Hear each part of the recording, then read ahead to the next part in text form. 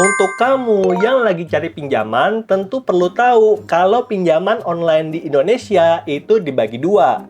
Pinjaman online yang konvensional dan pinjaman online yang syariah.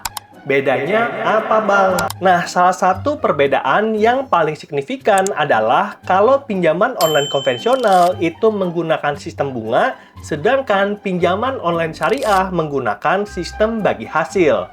Jadi ini adalah salah satu perbedaan yang paling signifikan, dan kalau teman-teman mau ambil pinjaman atau memberikan pinjaman yang paling banyak digunakan di Indonesia, salah satunya sekarang adalah Dana Syariah Indonesia. Di mana ini bukanlah aplikasi pinjol ilegal, tapi aplikasi pinjol yang legal dan udah terdaftar di baris ke-40 yang ada di OJK. Di mana aplikasi ini dikelola oleh PT Dana Syariah Indonesia dan sudah mendapatkan izin sejak 23 Februari 2021. Dan website serta aplikasinya sudah tertera jelas. Jadi, buat teman-teman yang tertarik untuk memberikan pinjaman ataupun mengambil pinjaman, bisa download aplikasi Dana Syariah Indonesia. Dan ada beberapa keuntungan, kita pertama-tama bahas dari yang memberikan pinjaman terlebih dahulu. Jadi, untuk yang memberikan pendanaan akan mendapatkan agunan berupa properti, lalu mendapatkan imbal hasil tiap bulan, dan yang terakhir tentunya sudah memberikan pembiayaan berbasis syariah. Sedangkan untuk penerima dana ataupun pembiayaan juga akan mendapatkan beberapa keuntungan. Yang pertama tentunya itu cepat dan juga mudah. Lalu yang kedua, kita mendapatkan dukungan modal kerja. Dan yang ketiga, angsuran yang lebih ringan dibandingkan pinjaman yang konvensional. Jadi, kamu yang tertarik untuk dapatkan pinjaman dari Dana Syariah Indonesia, langsung aja masuk ke websitenya atau download di Play Store. Dan berdasarkan data statistik, Dana Syariah Indonesia telah menyalurkan pinjaman 3,87 triliun. Di mana dana ini dikumpulkan dari 41.000 pemberi dana dan disalurkan kepada lebih dari 1.400 orang. Makanya ini udah sistem yang bagus, dan oleh karena itu teman-teman yang tertarik tentunya mau tahu apa nih produk pinjaman atau pembiayaan yang ada di Dana Syariah. Di mana sejauh video ini dibuat, untuk pinjaman Dana Syariah Indonesia itu dibagi dua, dana konstruksi dan dana smart fast. Di mana kamu bisa dapatkan pinjaman mulai dari 100 juta sampai dengan 5 miliar dengan menggunakan agunan properti.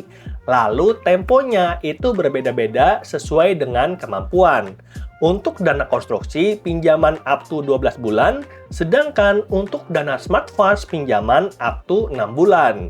Dan ini adalah 3 contohnya, di mana pemberi dana atau pembiayaan bisa mendapatkan imbal hasil 18% dengan masa tenor 10 bulan, 7 bulan, atau 6 bulan. Nah, itu adalah beberapa keuntungan yang bisa didapatkan oleh pemberi dana. Lalu, ada nggak resikonya, Bang? Nah, sayangnya di akhir tahun 2025 ini, resiko untuk pembiayaan di Dana Syariah Indonesia itu cukup besar ya. Karena udah masuk berita nih di kumparan.com kalau ada sosok di balik DSI yang bermasalah duit lender macet hingga 1,2 T. Jadi kamu bayangin dana yang disalurkan 3,8 T dan yang macet 1,2 T, hampir 30% yang macet dan tidak bisa bayar pinjaman mereka. Nah, penasaran gimana ceritanya? Yuk kita bahas. Jadi, PT Dana Syariah Indonesia menjadi sorotan setelah ribuan lender mereka melaporkan terkait dana yang tidak bisa dicairkan. Berdasarkan data paguyuban, tercatat ada 4.200 lender yang mengalami kendala dengan total dana tertahan 1,2 T. Dan ada aktor sekaligus mantan brand ambasador Dut Halino mendampingi para korban kasus gagal bayar yang menimpa lender DSI pada Rabu 10 Desember 2025. Dut membuka data yang telah diverifikasi oleh paguyuban lender, dan menurut catatan ada 4.200 lender yang diduga menjadi korban.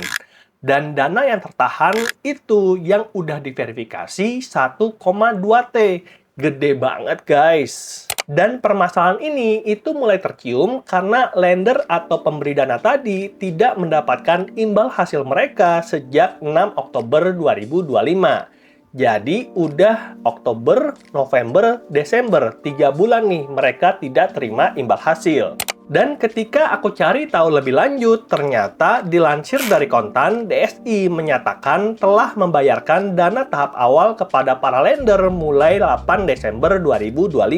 Dan Direktur Utama itu menerangkan bahwa pembayaran dana tahap awal dilakukan secara proporsional kepada semua lender yang terdampak. DSI pada 8 Desember 2025 mulai melaksanakan proses pengembalian dana sebagai wujud komitmen perusahaan. Dan Taufik menyampaikan bahwa proses distribusi sudah dimulai pada 8 Desember 2025 dan estimasi waktu penyelesaian pengiriman dana diperlukan sekitar 3 hari kerja. Jadi 8, 9, 10 harusnya udah selesai nih. Nah, teman-teman yang jadi pemberi dana, coba komen di bawah. Masih ada nggak yang belum terima dana awalnya? Dan berdasarkan investigasi atau keterangan dari Kompas, kalau awal mula kasus gagal bayar dana syariah Indonesia itu terjadi karena kondisi ekonomi di 2024-2025 yang menyebabkan penerima pembiayaan bisnisnya terganggu. Dan itu jadi salah satu sebab.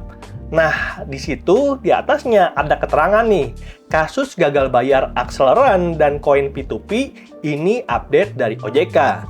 Apakah dana syariah Indonesia akan menyusul akseleran dan juga koin P2P? Ya, who knows. Lalu gimana nih solusi untuk para korban?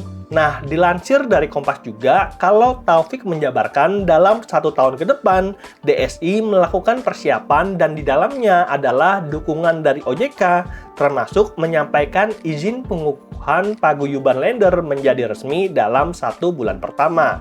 Lalu setelah itu akan dibentuk tim pelaksana, dan dari tim pelaksana itu akan diperkirakan 6 bulan untuk melakukan verifikasi data, penjualan aset, dan kalau diperlukan mekanisme penagihan yang transparan. Lalu setelah itu, Taufik menjelaskan masih dibutuhkan sekitar 6 bulan lagi untuk sisa pencairan yang belum bisa dilaksanakan. Ia mengungkapkan akan melakukan pengembalian dana lender secara proporsional, yang artinya hasil yang didapatkan dari penagihan dan penjualan aset yang tadi properti agunannya itu akan dibayarkan kepada para lender dengan adil dan proporsional. Pelaksanaannya secara transparan dan diawasi oleh paguyuban sebagai wakil dari seluruh lender. Oke, jadi itulah dia sedikit update dari Dana Syariah Indonesia yang merupakan perusahaan peer-to-peer lending berbasis syariah di Indonesia. Dan kalau menurut aku pribadi, kan tadi yang namanya Dana Syariah Indonesia ada 2 pihak ya. Ada yang memberikan pinjaman dan ada yang menerima pinjaman. Kalau aku pribadi tidak akan lagi memberikan pinjaman karena kenapa? Karena takut dananya nyangkut. Tapi kalau kamu butuh pinjaman, mungkin Dana Syariah Indonesia masih bisa dipergunakan. Dan kalau kamu ada tips lain, coba sampaikan di komentar ya. Oke, semoga videonya bermanfaat dan sampai jumpa di video yang berikutnya. Bye!